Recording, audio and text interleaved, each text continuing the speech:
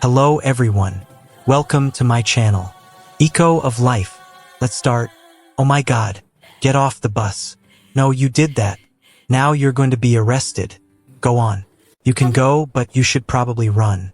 Seriously. Now you can leave. She's chosen to act foolishly. She enters a space not to join, but to dominate. The atmosphere shifts when she speaks. Her voice, edged with authority yet devoid of genuine care, slices through the moment. Some see entitlement, others see a spoiled demeanor. But underneath lies a psyche that is more intricate and unsettling. This phenomenon is more than a cultural joke or online stereotype. It represents a psychological blueprint clothed in human form. Externally, she may appear as someone distressed by minor inconveniences. A delayed appointment, a mistaken order, a store policy she feels shouldn't apply to her. Yet these outbursts, these insistent demands for obedience, are signs of something deeper, a pathology rooted in the need for control. To comprehend this archetype, one must look past the actions to the core belief system. Central to this psychology is a fragile sense of self. This pattern is not innate. It is constructed over time, molded by cultural signals, social pressures, and an unchallenged inner story of superiority. The underlying lesson, absorbed directly or indirectly, is that the world should accommodate her. When it fails to do so, the disruption is felt not as a simple hassle but as a personal wrong. Entitlement thus becomes her shield, not her strength. What is perceived as rudeness is often a defense against a hidden dread, becoming irrelevant. To her, being overlooked feels like being erased. Her voice must be heard, not to communicate, but to confirm her perceived significance. She is frequently a product of environments where dominance was rewarded and compliance was looked down upon, where having high standards was praised, even when it meant belittling others, where being a strong woman meant being louder, colder, and quicker to assert than to empathize. This conditioning fosters a mind that cannot abide ambiguity, only clear hierarchies. She needs to know who is above and who is below. And in her worldview, she is rarely, if ever, beneath anyone. This hierarchy plays out in daily interactions. She doesn't just complain to a server. She demands the manager, not necessarily because the issue is critical, but because she believes someone in a subordinate position must be corrected for disturbing her comfort. Her world is binary.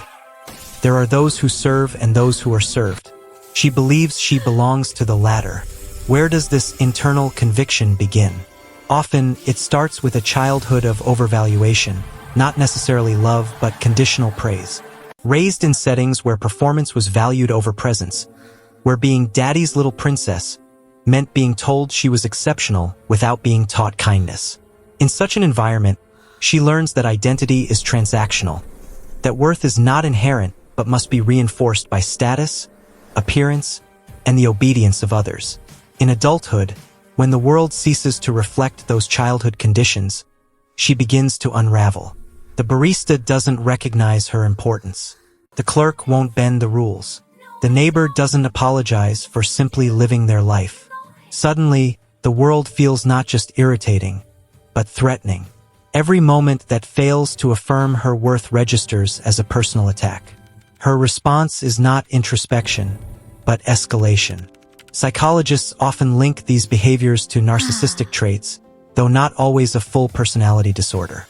It may manifest as vulnerable narcissism, a quieter but corrosive belief that one's needs matter more, that one inherently deserves more, and that any failure to recognize this is disrespect. Here lies the paradox.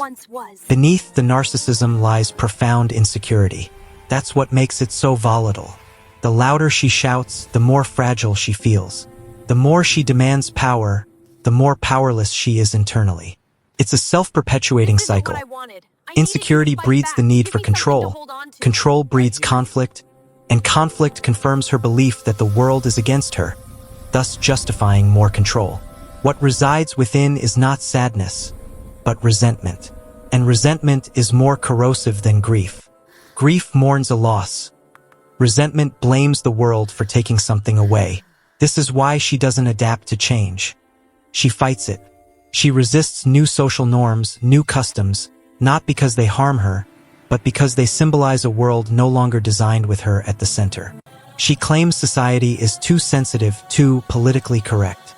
What she's really saying is, I no longer control the narrative, and that terrifies her. She masks that fear with moral outrage.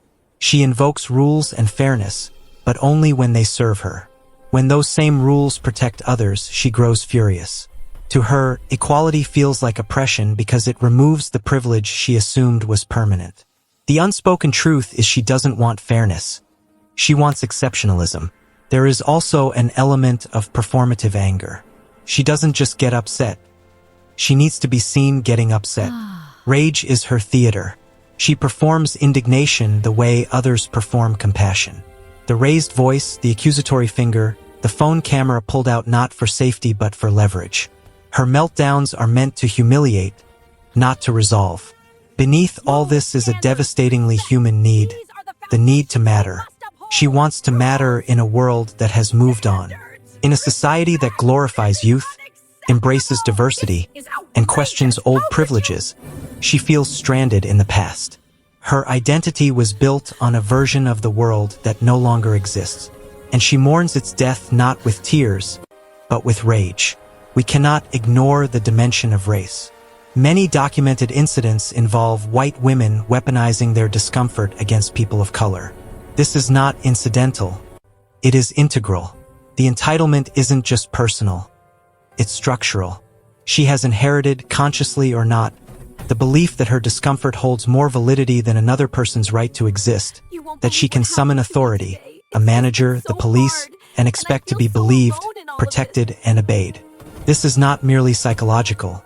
It is historical, a legacy of power systems where her archetype was consistently the beneficiary. So when that system fails her, when people no longer flinch, when cameras turn on her instead of away, she is thrown into disarray. The power she wielded effortlessly is now a mirror, reflecting her behavior back unfiltered and permanent. And she doesn't like what she sees. To understand this is not to sympathize, but to deconstruct. We must examine the mechanism. What drives this entitlement, what sustains it, and what happens when it collapses?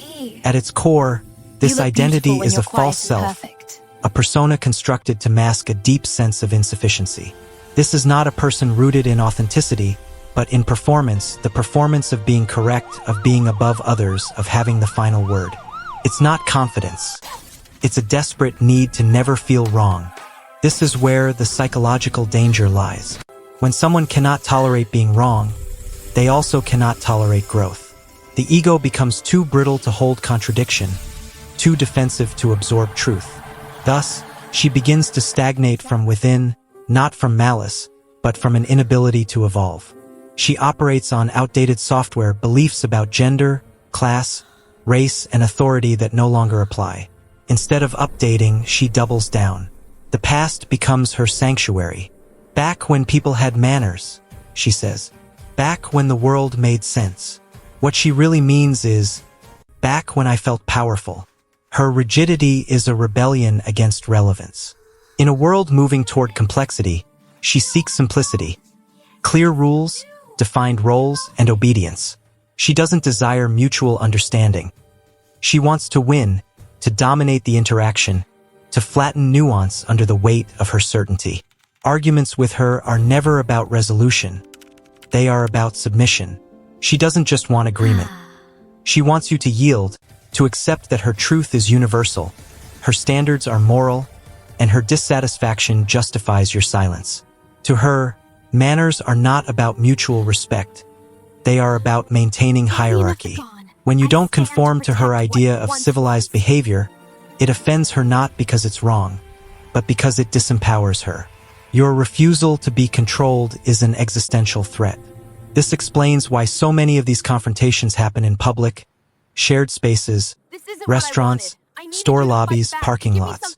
These are environments she cannot possess, so she attempts to police them. It's not about the rules themselves, it's about whose rules get enforced. Let's go deeper. Many display what psychologists call an external locus of control, the belief that their problems are always caused by external forces, never by their own patterns. The delivery was late. The policy was stupid. The teenager was rude. The agent was incompetent. The thought never occurs. I overreacted. I was disrespectful. I need to reflect, because reflection would mean acknowledging she isn't always right. And for someone whose identity is glued together by self-righteousness, that is not an option. So, she rewrites the story. In her mind, she becomes the victim, the martyr of a too sensitive modern world. I'm just speaking the truth, she claims, but what she calls truth is often just entitlement with better branding. This victimhood is not harmless. It is weaponized. She uses it to justify cruelty, to mask prejudice, to evade accountability. She does not feel guilt when she lashes out. She feels justified. Her logic is circular. I feel disrespected. Therefore, you are disrespectful. Because you are disrespectful, I am allowed to punish you. It's not reason.